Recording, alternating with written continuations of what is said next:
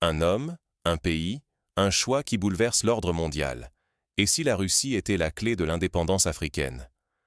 Après une tentative de coup d'État qui aurait pu tout faire basculer, le président Ibrahim Traoré du Burkina Faso a défié l'impossible. Alors que beaucoup l'annonçaient fini, il s'est relevé plus fort, déterminé à ne plus jamais laisser son pays à la merci de forces étrangères.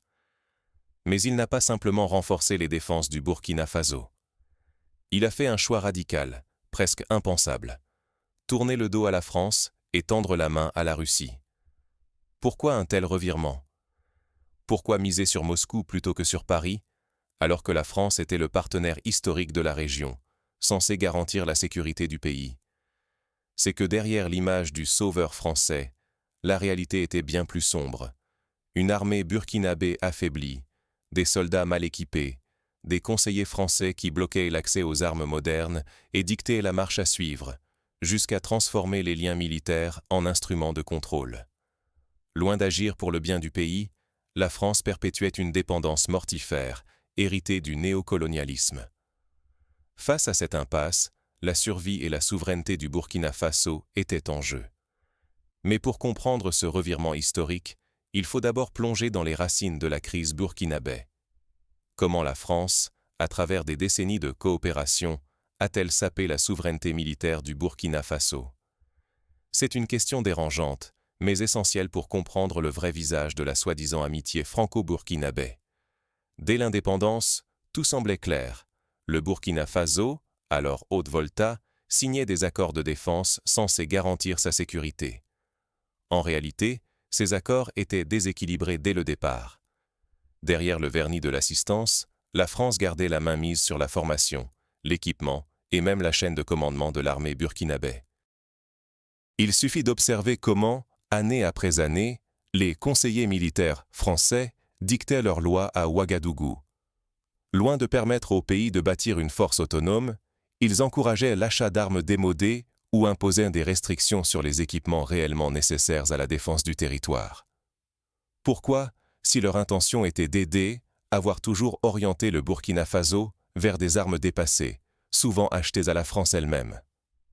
Pourquoi avoir freiné l'acquisition de matériel moderne et performant auprès d'autres partenaires? Le résultat, c'est une armée abandonnée, dépendante, souvent contrainte de combattre avec des armes obsolètes, des véhicules rafistolés, et sans possibilité d'assurer sa propre maintenance. Mais ce n'est pas tout. Les soldats eux-mêmes étaient victimes de cette politique. Salaires de misère, rations insuffisantes, logements indignes. La démoralisation était totale. Comment espérer forger des patriotes prêts à défendre leur pays, quand tout dans leur vie militaire leur rappelle qu'ils ne sont que des pions? En réalité, la France n'a jamais vraiment cherché à renforcer l'armée burkinabé. Elle voulait la contrôler. C'est ainsi qu'elle a organisé la formation d'une élite militaire à Paris, non pas pour transmettre un véritable savoir-faire, mais pour s'assurer la loyauté de futurs officiers, envers la France, pas envers le Burkina Faso. Ceux qui revenaient de ces stages prestigieux n'étaient pas des patriotes, mais des hommes façonnés pour devenir des relais d'influence, voire des espions déguisés. Beaucoup d'entre eux ont été les architectes, conscients ou non, du chaos politique et sécuritaire qui a frappé le pays depuis des décennies. Derrière chaque tentative de déstabilisation, on retrouve la main invisible du système mis en place par la France. Exploiter, affaiblir, puis proposer une aide qui ne fait qu'enfermer encore plus le Burkina Faso dans la dépendance. Pendant ce temps, l'insécurité grandissait. Des régions entières tombaient sous la coupe de groupes armés, pendant que les populations perdaient confiance dans un État incapable de les défendre. Des milliers d'innocents payèrent le prix fort, pendant que Paris faisait mine de s'inquiéter de la situation. Mais au fond, l'important pour la France était de conserver son influence, coûte que coûte. Ce statu quo arrangeait tout le monde, sauf les Burkinabés. Le plus tragique, c'est que cette dépendance n'était pas seulement militaire, elle était aussi psychologique. Pendant des décennies, on a laissé croire qu'il était impossible pour un pays africain de bâtir seul sa sécurité. Ce complexe d'infériorité, soigneusement entretenu, brisait toute velléité d'émancipation. Voilà le constat qu'a dressé le président Ibrahim Traoré lorsqu'il est arrivé au pouvoir après l'échec du coup d'État. Il a compris que le destin du Burkina Faso ne pouvait pas rester prisonnier de ces chaînes invisibles. À ce moment-là, il a décidé de rompre un tabou historique.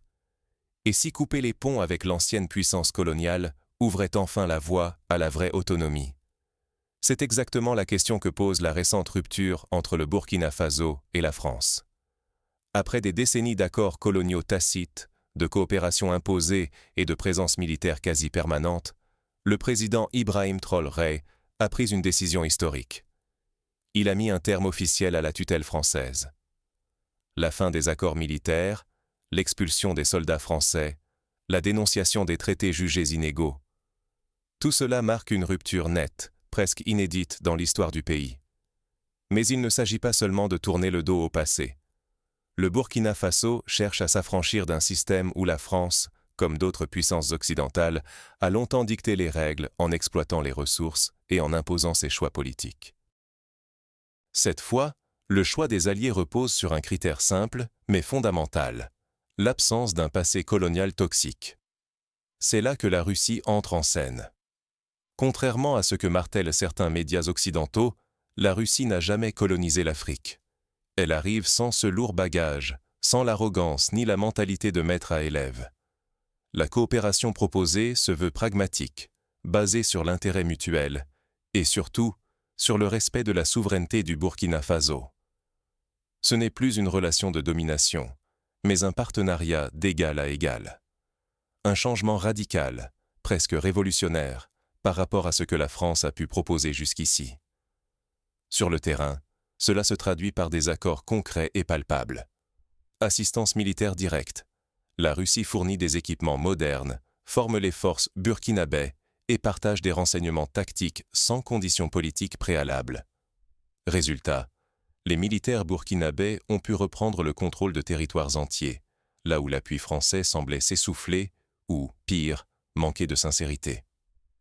La livraison rapide de matériel, y compris des hélicoptères et des systèmes de défense sophistiqués, illustre ce nouvel élan, complètement affranchi des lourdeurs et du paternalisme qui caractérisaient l'ancienne alliance avec Paris. Bien sûr, cette nouvelle orientation ne plaît pas à tout le monde. En France et chez ses partenaires occidentaux, la colère gronde et les critiques fusent. Certains parlent de néocolonialisme inversé, suggérant que Moscou profiterait, à son tour, de la fragilité des États africains. D'autres évoquent la menace d'une nouvelle dépendance ou agitent le spectre des mercenaires russes. Pourtant, la différence fondamentale reste. La Russie ne cherche pas à imposer un modèle politique ou culturel, ni à contrôler les institutions locales. Sa politique de non-ingérence tranche avec celle du FMI ou de la Banque mondiale, où chaque aide est conditionnée à des réformes imposées, souvent au détriment de la souveraineté réelle. Pour le Burkina Faso, le pari est risqué. S'affranchir de l'ancien maître expose à l'isolement diplomatique, à des pressions économiques, voire à des tentatives de déstabilisation. Mais continuer dans la dépendance, c'est renoncer à toute crédibilité et à la possibilité d'exister sur la scène internationale autrement que comme une arrière-cour de l'Occident. L'enjeu ? Réussir cette transition vers une souveraineté authentique, ou échouer et voir s'envoler le rêve d'émancipation, avec à la clé la perte de contrôle sur l'économie, la sécurité et l'avenir même du pays. Mais cette nouvelle alliance est-elle vraiment vertueuse ? Les faits sur le terrain révèlent une transformation profonde. La souveraineté se paie-t-elle au prix fort ? C'est la question qui brûle toutes les lèvres depuis la rupture fracassante entre le Burkina Faso et la France et le choix résolu du président Ibrahim Traoré de s'appuyer sur la Russie. Car, loin d'un conte de fées géopolitiques, chaque pas vers l'indépendance réelle s'accompagne de coups durs, de menaces et de dangers bien réels. Regardons ce qui s'est passé récemment. Le 11 juin dernier, l'armée burkinabé a subi l'une des attaques les plus sanglantes de son histoire dans la région de Mansita, près de la frontière nigérienne. Près de 100 soldats y ont laissé la vie, d'autres ont simplement disparu, et la base militaire a été submergée. Ce drame, revendiqué par des groupes djihadistes quelques jours plus tard, s'inscrit dans une longue série d'attentats qui frappent le pays depuis le début de la rupture avec Paris. Mais ce n'est pas tout. Dès le lendemain, alors que le pays pansait encore ses plaies, Une tentative d'attaque visait directement la présidence. Ce n'était plus seulement l'armée, mais le cœur de l'État qui était dans le viseur. Pour beaucoup, difficile de ne pas voir la signature d'acteurs puissants, peut-être même étrangers, derrière cette escalade. Faut-il rappeler que la France a été accusée à plusieurs reprises de soutenir des groupes armés dans le Sahel pour garder son influence? L'hypothèse n'est pas fantaisiste. Déstabiliser le Burkina Faso, c'est mettre en doute la capacité du président Traoré à protéger son peuple et, par extension, essayer de forcer un retour à l'ordre ancien, où Paris tirait les ficelles. Face à cette pression, la réponse russe ne s'est pas fait attendre. Très vite, des instructeurs, du matériel militaire de pointe et même des officiers de sécurité russes sont arrivés à Ouagadougou. Leur mission ? Sécuriser la présidence, former les soldats et redonner confiance à une armée en plein doute. Les résultats ne se sont pas fait attendre. En 2 ans, le Burkina Faso a réussi à reprendre près de 10% du territoire qui avait été perdu face aux groupes armés. Un chiffre qui, ramené à l'ampleur du conflit, est loin d'être anodin. Pour la première fois depuis des années, l'armée burkinabé décide de ses achats, de ses stratégies, sans avoir à demander une autorisation extérieure. Fini le temps où l'Élysée dictait le choix des partenaires ou même la couleur des uniformes. Mais cette dynamique ne s'arrête pas aux frontières du Burkina Faso. Inspirée par ce revirement spectaculaire et par la capacité de résistance affichée face aux ingérences occidentales, d'autres pays de la région comme le Niger ou le Mali ont eux aussi tourné le dos à la France pour s'allier à la Russie. C'est un véritable effet domino qui se propage au Sahel. Multiplication des accords de défense, coopérations énergétiques, renforcement des capacités militaires. On assiste à la naissance d'un nouvel axe stratégique africain, où la logique du partenariat supplante celle de la dépendance. Tout cela, bien sûr, n'est pas sans risque. Plus le Burkina Faso et ses voisins s'émancipent, plus les menaces se font pressantes. Les attaques terroristes pourraient s'intensifier, poussées ou instrumentalisées par ceux qui veulent punir l'indépendance. L'Occident, inquiet de perdre son précaré, agite déjà la menace des sanctions économiques, de l'isolement diplomatique, du châtiment pour crimes d'insubordination.